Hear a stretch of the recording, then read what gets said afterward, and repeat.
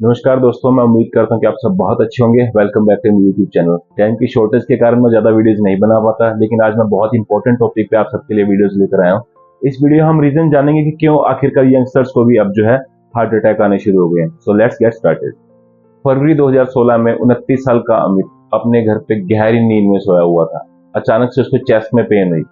उसके बाद उसने देखा कि उसके घर पे कोई नहीं था। उसने किसी तरह से अपने आप को संभाला। उसका शरीर पूरा पसीने से भर गया था। जैसे ही दर्द कम हुई, वो लापरवाही करके फिर से सो गया। तो जैसे ही अमित अगले दिन ऑफिस गया तो उसको छोटे छोटे काम करने में बहुत थकावट महसूस होने लगी और उसने आखिरकार डॉक्टर के पास जाने की सलाह करी। जब वो डॉक्टर के पास गया तो डॉक्टर ने उसका एक टेस्ट लिया, जिससे हमें पता चलता है कि रिसेंटली हमारे को कोई हार्ट अटैक की हिस्ट्री तो नहीं आई। तो डॉक्टर ने टेस्ट के बाद रिपोर्ट में देखा कि अमित को 36 घंटे पहले एक मेजर हार्ट अटैक आया था। जब उसने अमित को ये बात बताई तो अमित के होश उड़ गए कि 29 साल की उम्र में उसको हार्ट अटैक, इसका क्या रीजन हो सकता है। अमित ने डॉक्टर को बताया कि वो 22 साल की उम्र से रेगुलर स्मोकिंग कर रहा है, जिसकी वजह से, जिसको हम देसी भाषा में कह सकते हैं कि जो नसें थी उसकी ब्लॉक हो गई थी और उसको मेजर हार्ट अटैक आ चुका था। 7 साल लगातार स्मोकिंग करना बहुत खतरनाक था और अब जाके अमित को समझ आया था कि आखिरकार उसको 29 साल की इतनी कम उम्र में हार्ट अटैक क्यों आया। 21 मई 2024 को बंडारू दत्तात्रेय, जो कि बीजेपी के एमएलए हैं, उनके बेटे वैष्णव दत्तात्रेय की डेथ हो गई। तो उनका पोस्टमार्टम हुआ तो रीजन पता चला कि वो भी हार्ट अटैक की वजह से ही उनकी डेथ हुई है। असलियत में हार्ट अटैक यंगस्टर्स में इतना ज्यादा बढ़ता जा रहा है और मैं और आप जैसे बहुत सारे लोग इसको बहुत लाइटली लेते हैं, लेकिन ये प्रॉब्लम बहुत बड़ी है। आइए आंकड़ों से समझते हैं कि आंकड़े हार्ट अटैक के बारे क्या कहते हैं। अगर हम बात करें इंडिया की, तो भारत में जो हार्ट डिसीजेज हैं वो बहुत तेजी से, इनफैक्ट दुनिया में सबसे ज्यादा तेजी से बढ़ रहे हैं। आज से 20 साल पहले जो हार्ट अटैक था या जो हार्ट रिलेटेड डिसीजेज थे वो ज्यादातर बुजुर्गों को ही उनसे संबंधित समझा जाता था, लेकिन पिछले 5-10 सालों में ये धारणा बिल्कुल बदल गई है। healthdata.org एक वेबसाइट के हिसाब से 2006 तक जो प्री मेच्योर डेथ थी, उनमें जो हार्ट अटैक था वो तीसरे नंबर पे सबसे बड़ा रीजन था। लेकिन 2016 तक हार्ट रिलेटेड डिसीजेज या हार्ट अटैक हम कहें तो ये सबसे बड़ा पहला रीजन बन गया है प्री मेच्योर डेथ केसेस का। देश के जाने माने कार्डियोलॉजिस्ट और पद्मश्री अवार्ड से सम्मानित डॉक्टर एस सी मनचंदा ने अपने इंटरव्यू में कहा कि जो यंगस्टर है उनका जो हार्ट है वो कमजोर होता जा रहा है, इसलिए हमारे को प्री मेच्योर डेथ के केसेस में हार्ट अटैक जो है सबसे नंबर 1 पर या सबसे मेन रीजन देखने को या सुनने को मिलता है। उन्होंने ये भी कहा कि हार्ट को वीक करने के लिए हमारी जीवन शैली, हमारा खान पान, हमारा इन्वायरमेंट सबसे इंपॉर्टेंट रोल प्ले करता है। डॉक्टर मनचंदा के अनुसार शराब पीना, स्मोकिंग करना या बहुत ज्यादा स्ट्रेस फील करना, इलेक्ट्रॉनिक इक्विपमेंट्स का ज्यादा प्रयोग करना, पोल्यूशन या फिर खाने पीने में किसी तरह का कोई परहेज ना करना, ये सबसे बड़े 5 या 6 रीजन आप कह सकते हैं कि आज यंगस्टर्स जो है उनका हार्ट जो है वो वीक होता जा रहा है।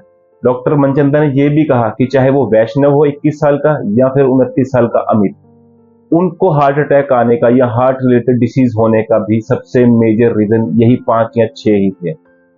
अब हम बात करते हैं कि सिम्टम्स क्या हैं, हार्ट अटैक के सिम्टम्स क्या हैं। देखिए, अक्सर हम फिल्मों में देखते हैं कि सीने में बहुत तेज दर्द होती है सामने वाले बंदे को और उसकी आंखें पलट जाती है और वो अशुद्ध होकर, बेसुद्ध होकर फर्श पे लेट जाता है।